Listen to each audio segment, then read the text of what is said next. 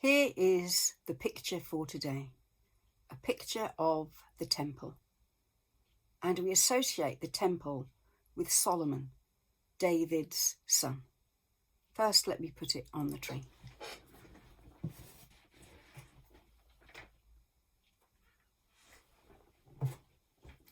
These are the words of David, his final words to Solomon, his son. I am going where everyone on earth must go.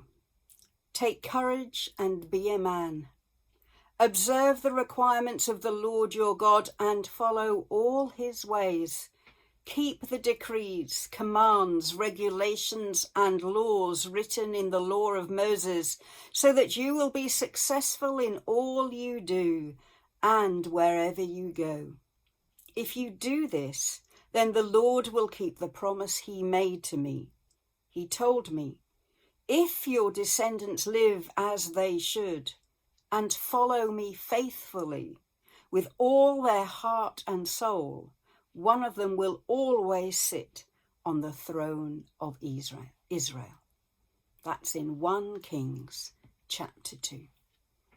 And then in 1 Kings chapter 3, as if Solomon has taken those words to heart, when God says to him, ask of me anything and I will give it to you, Solomon asks not for riches, not for a long life, not for success, but asks for wisdom. And there is great peace and great wisdom in and throughout Solomon's reign.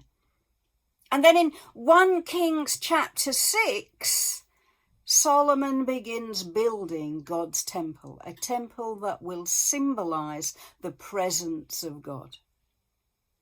And yet, having asked for wisdom, and perhaps the most famous story of Solomon is of the 2 women bringing a baby to him, both claiming the baby is theirs. And so Solomon says, well, we'll cut the baby in half and give you each half.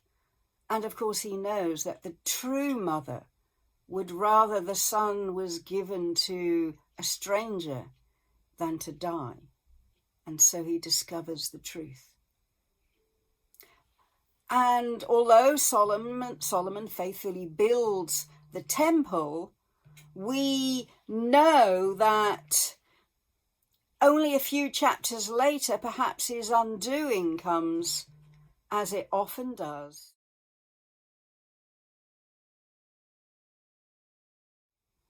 For Solomon had 600 wives and concubines on top.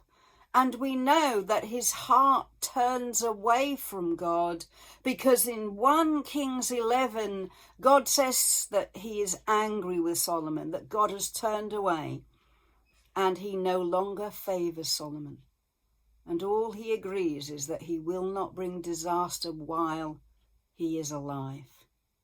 Disaster is to follow. So my Lenten thought is this.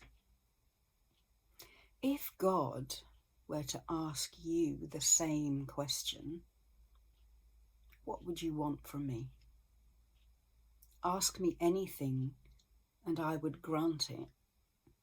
What would your answer be? And how would you live out the responsibility of that answer? I wonder. I'll see you tomorrow. Bye.